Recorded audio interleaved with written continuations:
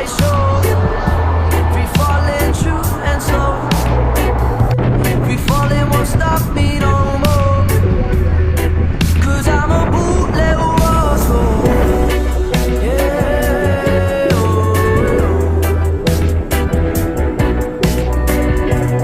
running around a bed. Ooh, but the people keep on creeping into my soul. The melodies creeping in. Does this road? When am I gonna leave my mind open to a sweetie dream that keeps the roads open? Yo, what is up, dudes and dudettes? We are back with another bike check. Today's bike is going to be a follow-up video on the previous one I did of the white T1550. So if you haven't already seen that, perhaps go check that out first and then come back here. But I have got some new parts and made some big changes, but also left some things the same. And yeah, I'm going to walk you through what's on this one and what I like about it, and yeah, what the plans are for the future as well, because it's not exactly quite finished yet, but it's almost there. Okay, so we're still sticking with the Physique Arione saddle and the Bontrager saddlebag. That has not changed at all. However, we are on a new frame. So it's still the Winspace Aero frame, but this one is a different colorway and a different size as well. So this one's a medium, the previous one was a large.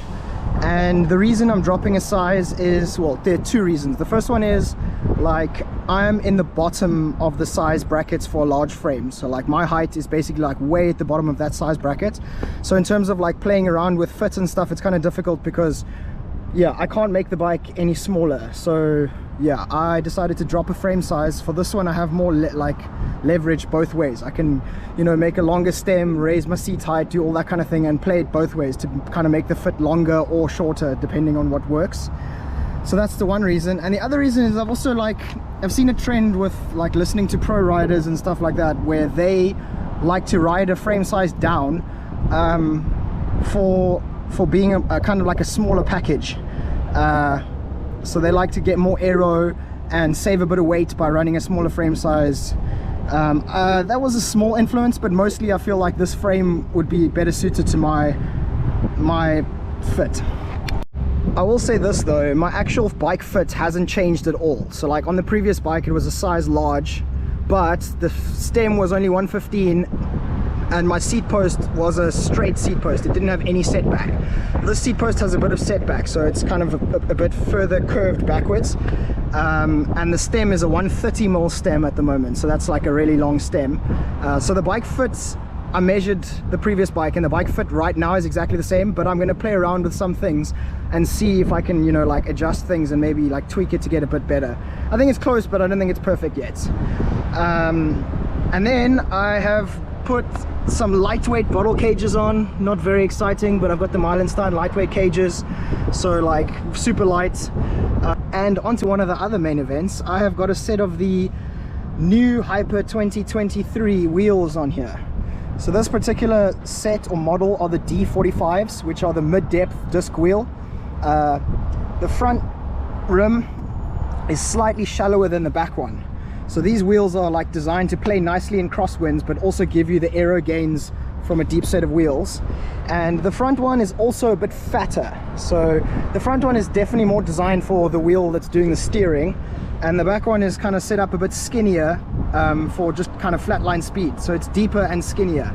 But the internal rim widths have increased to 21mm if I'm not mistaken.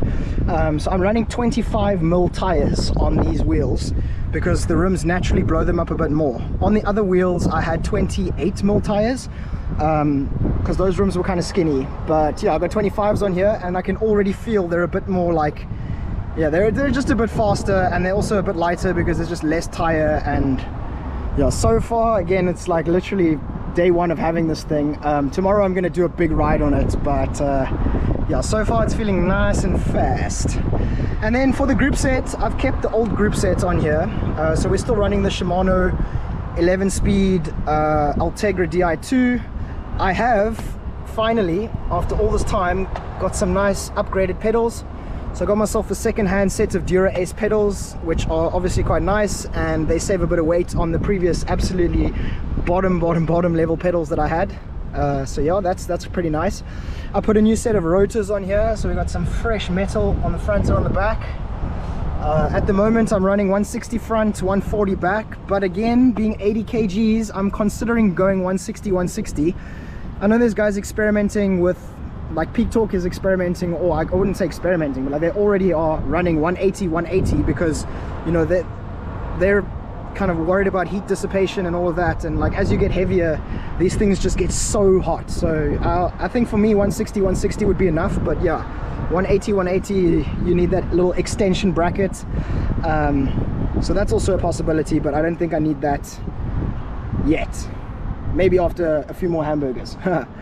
And then this is the part that is not quite finished yet. So the integrated bar and stem is still in the factory, it hasn't arrived yet. So I have put a temporary stem and bar on here at the moment, which is why everything is not completely internally routed, and why there is a chimney, and why the spaces are round. So after the kind of permanent bar arrives, which is like the Winspace branded, the bar is called the Zero. So when that arrives, everything will be very clean, like on the old bike, where it's all fully internally routed, and I'll have aero spaces here. So this will all be flush, and obviously the chimney will go as well, because it's nauseating. And then yeah, because this particular bar doesn't come with a mounting point for a Garmin, I had to buy this little guy, which has a bit of an extension here, and then it's got a GPS mount out front. But this is also not the lightest solution, so I'm glad it's just temporary, and I'm very keen for the new bar. But again, like, not horrible. I would say that if I had some aero spaces on here, the aero spaces will come with the bar, so I don't have them yet. If I had some aero spaces on here and the stem chimney was chopped off, this would look very nice as well. This brand is, let me read it here, it's B-A-L-U-G-O-E. I'm not sure how to pronounce that. I'm gonna guess Belugo. But yeah, as far as I know, this is a Chinese bar and stem, and I've actually seen this brand being referenced before. In one of Francis Cade's videos, he did a video with a guy called Harry, who has built an entire bike up from AliExpress parts, and he used the same brand of stem. So they talked about buying stuff direct from China, and I think they had a very good point, which is, if you're going to buy stuff direct from China, do it from brands that are on their own, so they're not like a direct copy and using somebody else's branding kind of without permission. So like, obviously, like the fake stuff, stay completely away from that. But if you want to buy stuff, look for stuff that's been ridden and reviewed by other people, and look for brands that are actually doing their own thing, as opposed to just like blatantly ripping off already established and known brands. But yeah, he also used the stem, and so far he seems to be having a good time with it. I think he won some races on it, and yeah, I mean, I'm not such a fan of the jet fuel bolts. I think for his build, he had like a jet fuel accent in the frame, so it went quite well, matched nicely. I would like all of this to just be black, or at least like silver, but when the Winspace bar arrives, that will all be resolved, and then I will be a very happy dude. Onto the weights. The weight for this bike at the moment is 7.46 kilograms, and I mean, again, aero bike, deep wheels, disc brake, it's a pretty decent weight. But I could go and play around with like lighter cranks, so I could get some like super light cranks. And what else could I do? I'm trying to think of where else I could save weight, but there are a couple of other things where I could save weight, and I think for me right now it's not really financially worth it, because this bike at 7.4 kgs is already like more than light enough for everything I'm going to be doing. So I think the old bike was like 8 point something kilos, maybe 8.1, I don't know. I think it was around there. On the best day, when I had it set up tubeless and like was trying to be a weight weenie with it, it was 8.02. So I've saved about like half a kilogram on this bike so far. And when the new bars arrive, I'm pretty sure there'll be more saved, because we can remove the chimney, and this particular setup is not the lightest. That other integrated bar and stem with a nice little neat carbon Garmin mount and all that, that'll be definitely a bit lighter. So yeah, this is another quick update. Sorry, I should have probably waited to get the new bars before I did this video, but just being as childishly excited about this as I am, I could not. So here we go.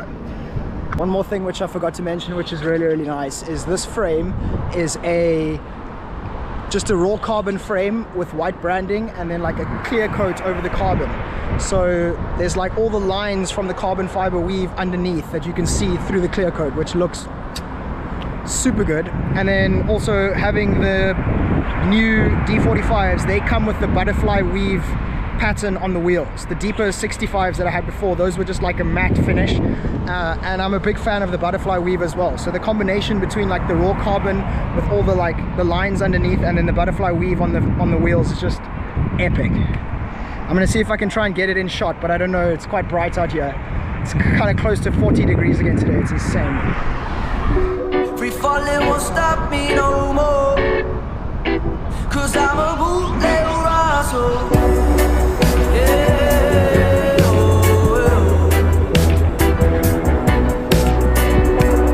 running around a bed.